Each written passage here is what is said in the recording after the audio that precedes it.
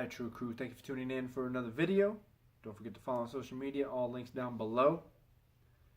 Subscribe to this channel. Share and like these videos if you find them valuable. So coming at you today with a quick video on things new homeowners should know. Right? And this is going to be, I'll kind of scratch the surface on some of the other things you hear about real quick that I could really care less about. My house, I just got a house with my wife, newly married. We got our house, everything like that. Before, I lived with my mother. I won't lie. I'm a single, my mother was a single parent, just her and I my whole life. Loved the woman to death. I was going to be there for her to help her pay her bills as long as I could. So, things every new homeowner should know, right? They're going to say, I'll go real quick. If they're going to say you're in a fix and flip, make sure permits were pulled, things were done right, whatever, right? You get a home inspector, he'll do all that. The number one thing you should know as a homeowner, before I bought this house, the restaurant I was working at, I was chatting with one of the regulars, and they brought up, I think, very key, valuable information. These people, 50s, 60s, whatever. This is the one thing they said, and I think it is very intelligent. And based on now that I've moved out of my mother's house and she is not getting rent from me anymore, and now she's like, oh my goodness, and it's going to tie right into this. So the number one tip they gave me that I will tell you is every 1 to 2 years, you need to do some form of an update to your house, whatever that is. You know, I don't know what that is for you. Whatever you need. Do you need to paint a room? You know, finish a room in your basement, get new carpet, maybe rip the carpet out, put some hardwoods in, remodel a bathroom, something along those lines.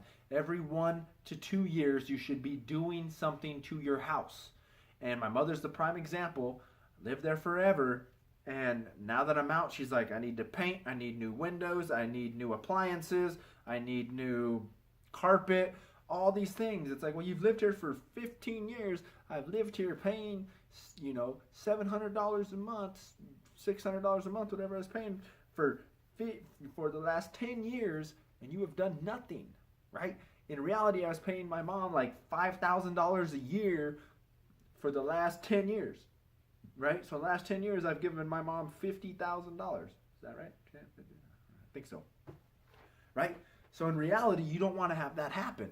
Now I moved out, I got married, having a kid, got my own house, and all of a sudden my mom's like, well, I need to do this, this, and this. I was planning on retiring and I wanted to do this. I didn't expect you to find a wife and this early. It's like, well, that's not my problem, right? But in reality, if you think about it, if an average, painting a room, if you're going to pay someone the average to do something along those lines, a couple $1,000s, right? So if you just set aside $200 a month, which if you're a homeowner, you should be able to do unless you have a house that's too much for you.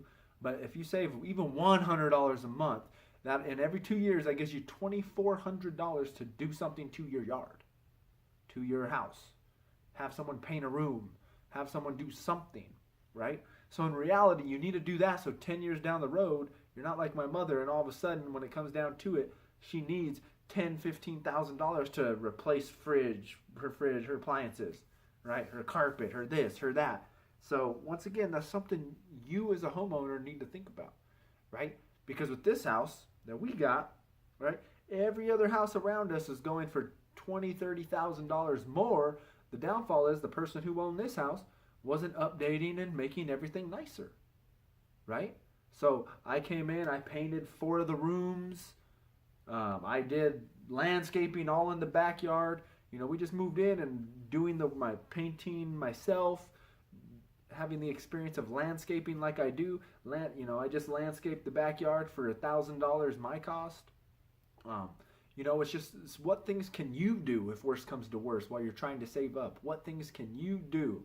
You can paint the house. That's simple, right? We still got a lot of things we can do around here. The wife doesn't care. So in reality, I don't care because I knew I was going to try and find the cheapest house I could. Kind of a fixer-upper in a sense. So it doesn't matter to me. But once again, that's the main thing you need to know as a new homeowner or even as a current homeowner. You need to keep up on these things because before you know it, there's going to be tens of thousands of dollars of work that needs to be done on your house when you can cut it down every 1 to 2 years to do $1,000 this year, $1,000 this year, $1,000, $1,000, $1,000. right? In reality, it's only going to add value to your home anyways.